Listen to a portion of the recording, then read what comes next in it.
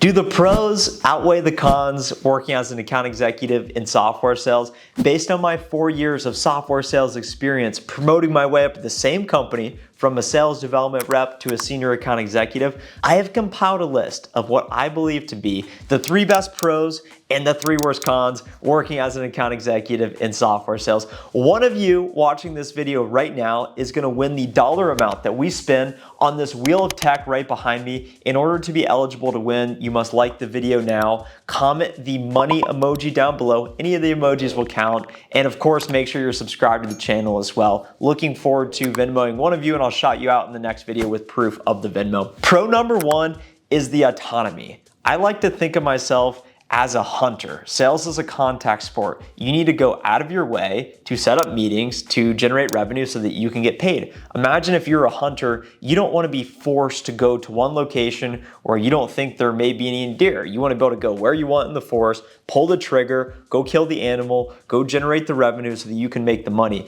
In sales, you have autonomy over, number 1, how you spend your day-to-day. And I think that this is really important because a lot of people want to avoid that toxic corporate America culture, 9 to 5, whatever it may be. I need to go check in. I have a boss breathing down my throat, checking everything, asking me for the TPS reports. In software sales, you really get to set your own hours. All that really matters is getting the job done and ultimately hitting your quota. So if it means you work 20 hours a week or if it means you work 60 hours a week like me, all that matters is getting the job done. And additionally, as we think about autonomy, it's important to have workplace flexibility, whether you want to come into the office or whether you prefer to work from home.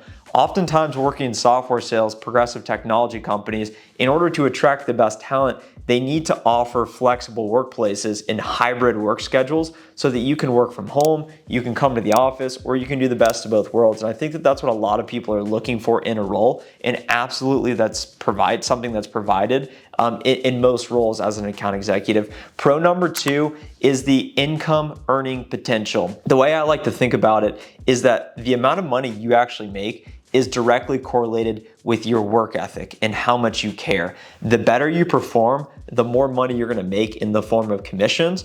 My role as an account executive, my payment structure is OTE, which stands for on target earnings. This is universal across most technology companies. And on target earning is comprised of my base pay, which is fixed, which is a salary. Most people watching this that work in corporate America get paid a salary, and that's it. So you can be the best accountant in the world, you can file all the numbers, you can be looking at the spreadsheets all day, but all you're ever gonna get paid is your salary and maybe a bonus, which is pretty subjective, which I don't like. I like to control my income earning potential, and the harder I work, the more money I get paid. So the other component of on-target earnings along with your salary is your commission or variable pay. Based on hitting your quota, your targets, and exceeding them, you basically can make infinite money so long as there's uncapped commissions. Meaning if you go close $100 million in revenue, which is unlikely, but there's a chance, that means you could get paid a percentage of those uncapped commissions. And whenever you hit your quota and exceed it, you typically start to get paid accelerators. So you get paid double what you normally would get paid. So for example, I closed a $20,000 software sales deal yesterday. I get paid 10% on all revenue I close. So imagine if you got paid 20% on that. Imagine if you close $575,000 in Q4 like I did with an accelerator. You can do the math on what I got paid. So the income earning potential is really great. You can get paid a lot of money early in your career. I'm making well over $200,000 at age 26, and I've made plenty of videos breaking down how much I've made each year. So if you're interested in that, you can go find that on the channel. The third pro is that the skill set will always be in demand, meaning the ability to actively listen, communicate well, convey value, succinctly articulate a message that is well received by an individual or an audience. Public speaking is important. The ability to cold call, the ability to prospect, the ability to negotiate, the ability to be a little technical so that you can give a demo. You don't have to be too technical. We're not getting deep in the Excel spreadsheets. Ultimately, if you're an account executive and you have a year of experience of closing under your belt, you basically can go to virtually any software company and get hired.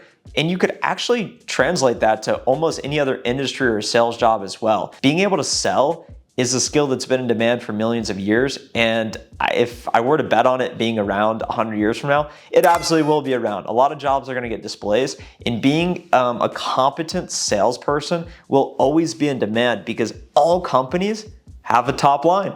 They're interested in revenue, making more money. How do they grow revenue? They need more salespeople. During a recession, what department's the most resilient? It's salespeople. When I look at my own company, if you look at the department breakdown, what is the biggest department? It's salespeople. It's the most important department to any business. Your skill set will always be in demand if you're a salesperson. Beginning with the cons list, the first con is that there's frequent setbacks. And as we think about the skills that make you valuable in the marketplace, the way you're going to gain them is by failure, rejection, and constantly dealing with setback, stress, and anxiety. And that's just a part of the job. For example, you'll experience day-to-day adversity because you'll be cold calling, you'll get rejected, you'll be told no. And I get comments all the time from people saying, Trent, I don't like this feeling. How do I overcome it? If you cannot accept that you will constantly face rejection and get told no, then this isn't the right profession for you because it's never going away.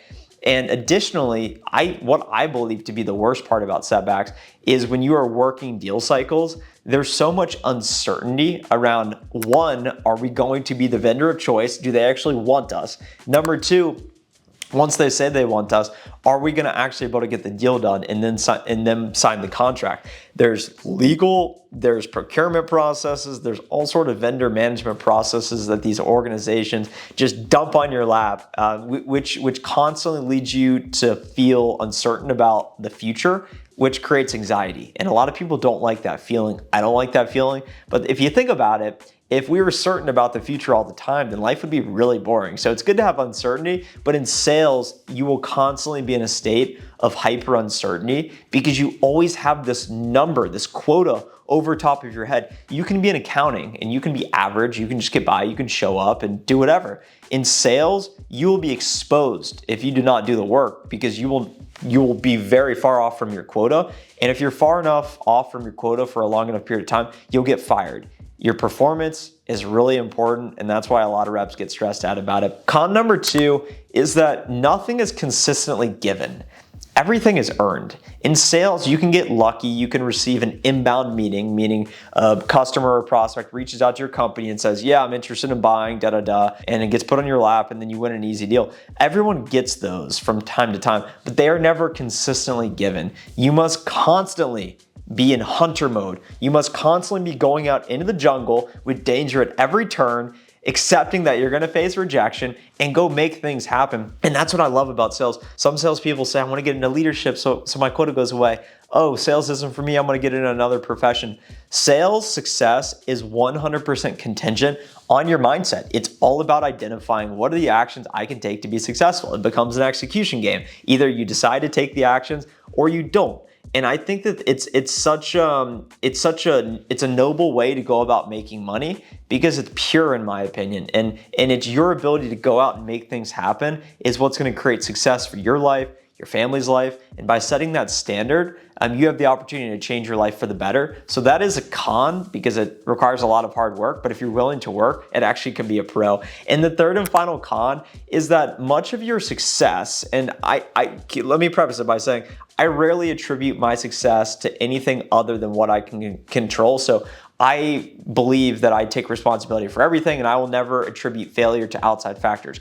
But with that in mind, when you're working as an account executive, you're working for a software or a technology company, and if you do not have product market fit, if you do not have a manager that at least you can get along with, and if you do not have a good enough book of business, then those can be three major contributing factors that lead to failure. I've seen it with a lot of reps. Of course, organizations want to provide equality when it comes to quality of book.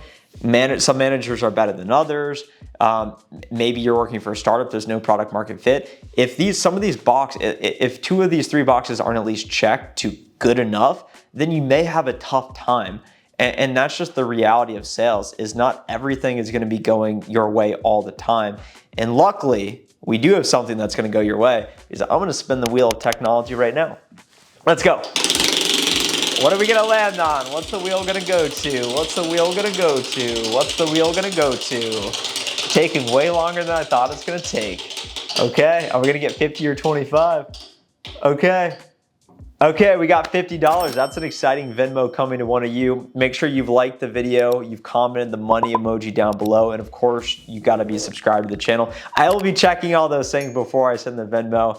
I really appreciate everyone's support. I was watching an old video of mine at 2,000 subscribers less than a year ago. Now we're almost at 13,000 subscribers. The goal is 15,000.